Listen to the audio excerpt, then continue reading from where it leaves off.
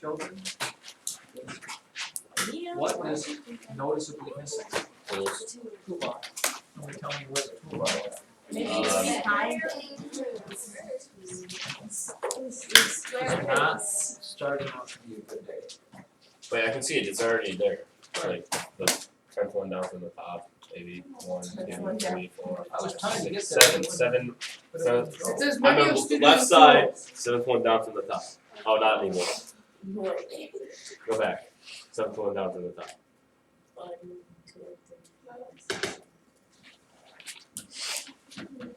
Yeah. Here you go, quadratics. By completing the square.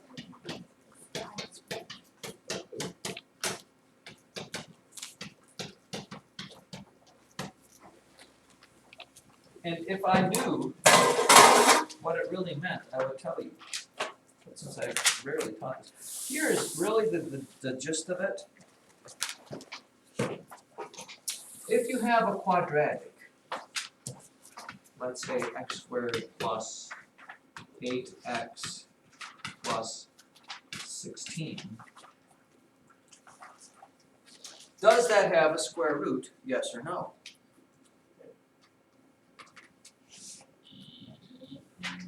Yes. Can I take the square root of this and what would it be? X plus 4. Thank you. It is x plus 4 because if you factor it, it's x plus 4 times x plus 4, the same thing times the same thing. So the square root of this is x plus 4. So that should make you happy because you've gotten rid of the x squared, which causes us great consternation. Now the problem with that is this. What if you have x squared plus 2x plus 3? Can I take the square root of that? No. Well, if you factor it, you end up with, what, x plus, 3x plus 1. that doesn't even work. I should have made this a minus. Can I make it a minus? Just because I was just picking numbers out of the air. Does that work? Yeah. That's the factor of that, right? So it doesn't really help you in the sense of solving it. Because you want to get rid of that x squared. But, ladies and gentlemen, I'll take this and try to do this. I might fail. If I fail, I will delete this tape, just so you know. Because nobody likes to deal with failure. X squared, what did I say it was? Minus 2x Plus 3. plus 3. You could solve this one by factoring, but we're not going to do. We're not going to do that. Wait, unless it's David. David, you're the one that said before. Why would we do that, right? Aren't you? Just say it. Okay, here is how completing the square works. And you don't have to understand it, just follow the steps. There's a lot of mathematical things you will never understand, but you just follow the steps. A little like turning on that light switch over there. Ryan Connor, when you flip the light switch and the light comes on, how does that work? Give me how that whole process works. You don't understand it, do you? No. And I yet you never- know I how to never turn. thought of Yet that. you know how to turn on the lights, right? Yeah. Same thing with this. You don't have to understand why this works. You just have to understand the process and get the answer. So here's what you need to do on completing the square.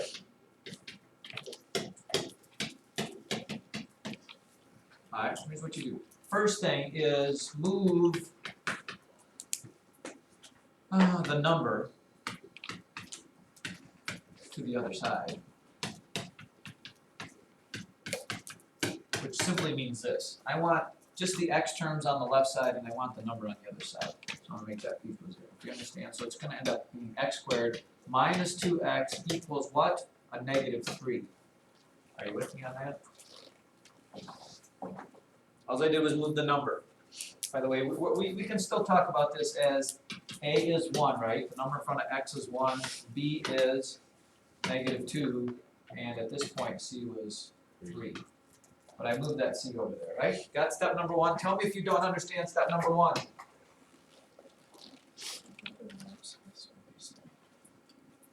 What would C be, negative 3? No, we're not even, actually c is irrelevant in what we're doing right now, so don't even worry about it. I just want you to. Step number 2. Now here is where you just have to write this down and follow this. Step number 2. take half of b and square it and add it to both sides.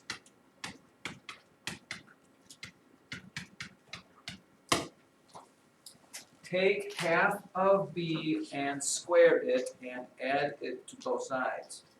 Now, lest I confuse you, take it one step at a time. What is b? Right, b equals -2. What is half of it? Okay, so I am going to write it out using fractions because you want to be able to see this later on in your notes. So x squared minus 2x plus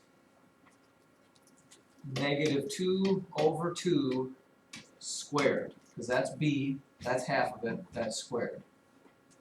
And I have to, since I added it to this side, I also have to add it to this side, which is -3 plus -2/2 squared.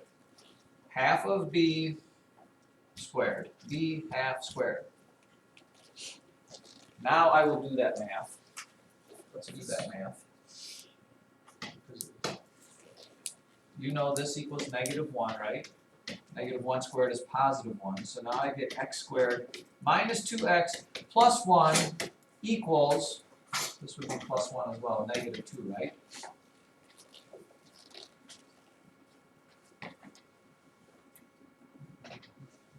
Why is this not going to work? If you add the 2 to that, if you add, What did I do wrong? well, that's just the same thing. Stop. Don't tell me what to do. I'm just gonna keep this. I have no idea where this is going. Of course you don't. Only I know where this is going because I'm teaching the class. It's just the same thing as we had originally. Wait, I'm still getting like, alright, I'm gonna answer Kayleen's question first. Isn't it -1 squared a +1? Isn't -3 plus 1 -2? Right? Now, and here's where we're gonna run into trouble, and I'm gonna erase this whole page. Step number 4. Wait, we're at number 3? No laughing. Step number 3 is then take the square root of both sides. This is why this isn't going to work, because it's not going to get, I can't take the square root of -2. Take the square root of both sides.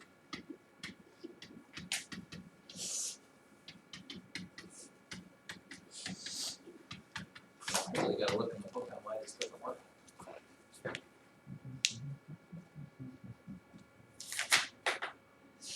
But you'll see why it works on the left side. And then we'll actually do it from the book. Oh, wait. Oh, it does. This is what happens on this. Now take a look. If I take the square root, what happens here and what happens here? What is this? This does have a perfect, this is now a perfect square. So you get rid of your x squared term. What times what gives you x squared minus 2x plus 1? X minus X 1. minus 1 times x minus 1, right? Yeah.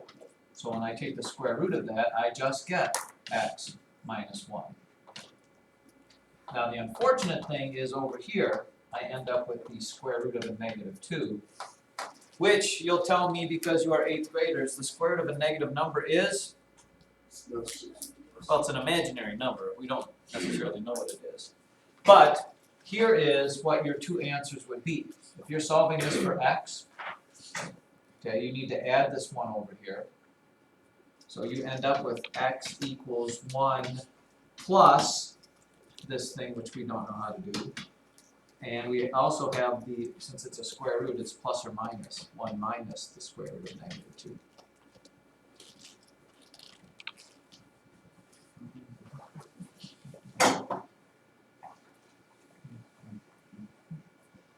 And this really is your answer, which, as you say, is no solution, because, wait, what does the book say? Because it actually happened in the book, I saw it here. No real number is the square root of a negative value. That's what they say here. So it actually worked out. How about that? Can you handle that? Should I give you a long, dramatic assignment? No, we're gonna do another one.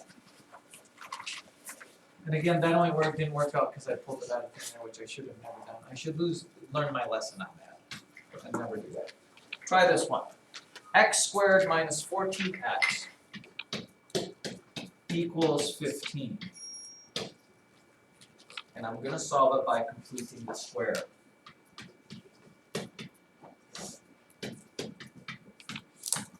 Now, already step number 1 is done for me on this, right?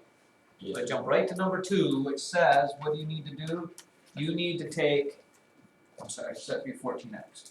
You need to take half of b, square it, and add it to both sides.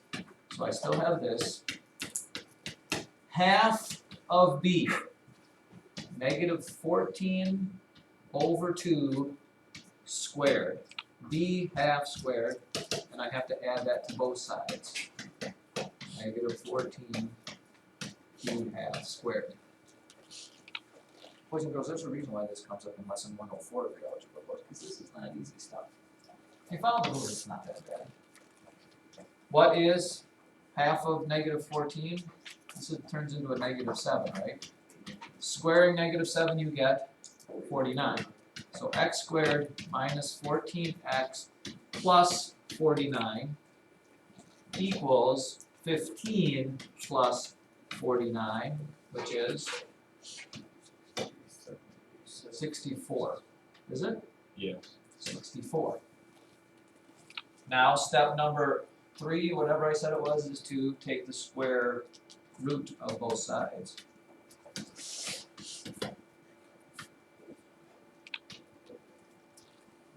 And you know that this is the square root. This comes up to be x what?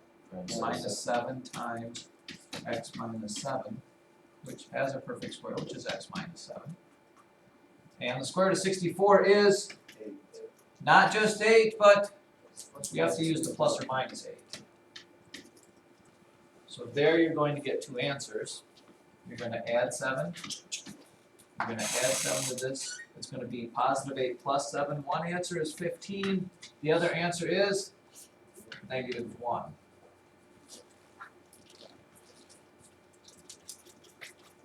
Now, just for David's sake,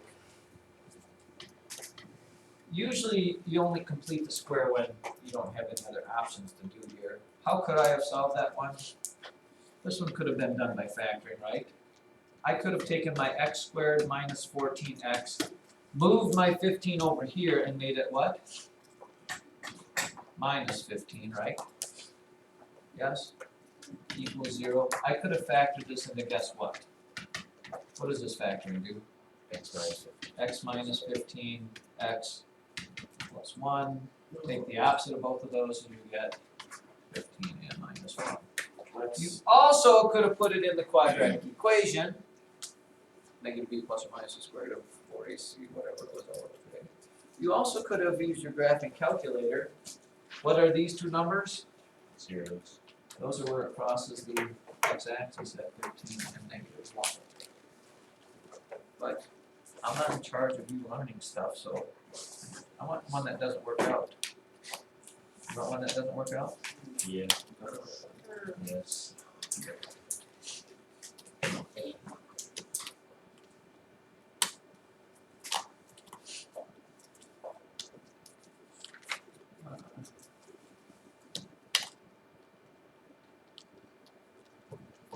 I'm looking for one.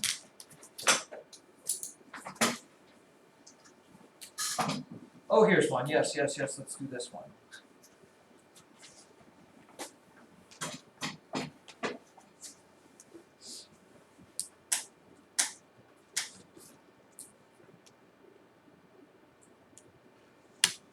I don't like that. Wait, I have to find a good one. I thought I was going to find one. Why did they make them all work out?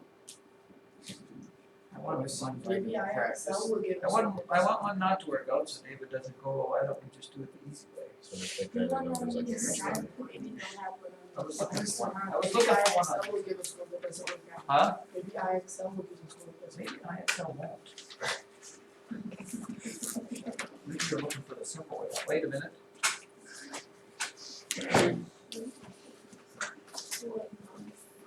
What lesson is this? 104. We gotta catch up with fifth grade. Okay, There's only one problem. there's 2, 4, and 5. Yeah. Or and 3. What? And 2, and 1. Well, those aren't like that though.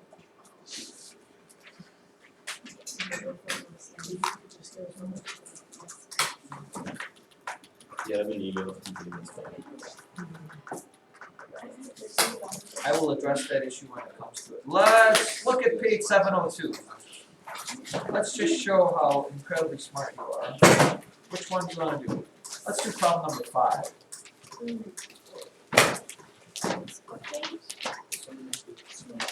No, yeah? Yes, let's do it. No. I don't even look at it yet. Let's No. Let's do it. 3.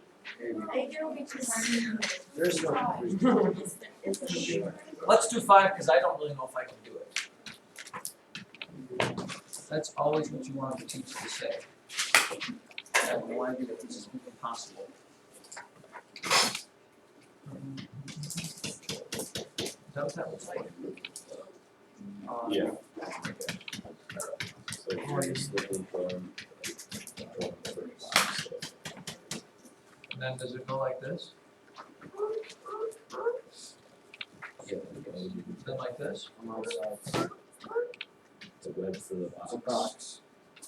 No, it's a web for the box. But where's the If I bottom get of the this box? right, I'll let you, what? Where's the bottom of the box? Or just the sides and the top? The diagram shows a cutout for an open box. The height of the box is Open box. 3 inches. These are both 3 inches.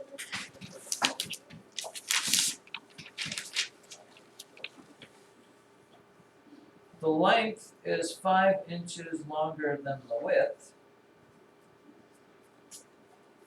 So this is x. This is x plus 5, by the way, it tells me that. And the height is still 3. Every day should be a new challenge, shouldn't it? What is the question? The area of the base of the box is 24 square inches. What are the dimensions of the box? So the area of just the base is 24.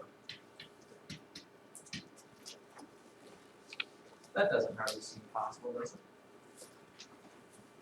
And area of a rectangle is length times width. So here's, we're gonna actually use completing the square because that's what it says. So what was my length? So my width is x, right? My length is X plus 5. x plus 5. And my area was 24. So I guess we have to solve this for x, right? X squared plus 5x equals 24. Is that right? Perfect. Now, let's complete the square. Who can tell me, describe for me, please, how I would complete the square of Madison Wellman? The key is to take and, there you go, half of b and square, add it to both sides. X plus 5x, half of b, half of 5, and square it, equals 24 plus half of b squared.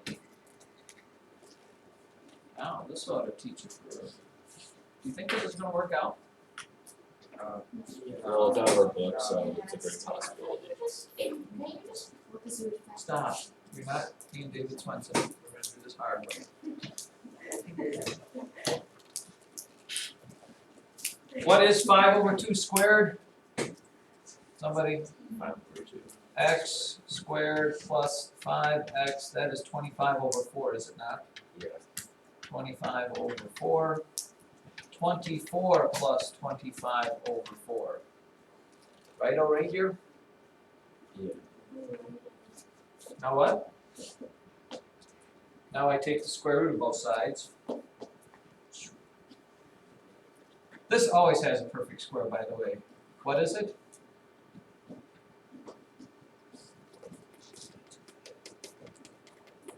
Wait, let's go back and look, see if you can figure this out. Wait, where was it? This became sevens, which is what? Let's go back to here. This became 1, which is what? Somebody? Your answer to the perfect square things here is always half of whatever b is. Or is that what Maggie said? Is that what you said? Whatever number you squared, this number right here is always what the square root of that is. So my answer is going to be x plus 5 halves. Because x plus 5 halves times x plus 5 halves gives you this. So that's the first part. What does this give you? I don't know. What do you, when you add those together, what do you get? 38 over 4. What's that? Can we just, let's, wait. Let's put this over 4. What is 24 is what over 4? 96 over 4, right? If I'm adding fractions together, 24 changes to 96 over 4. When I add those together, I get 100 and what? 124 over 4. Are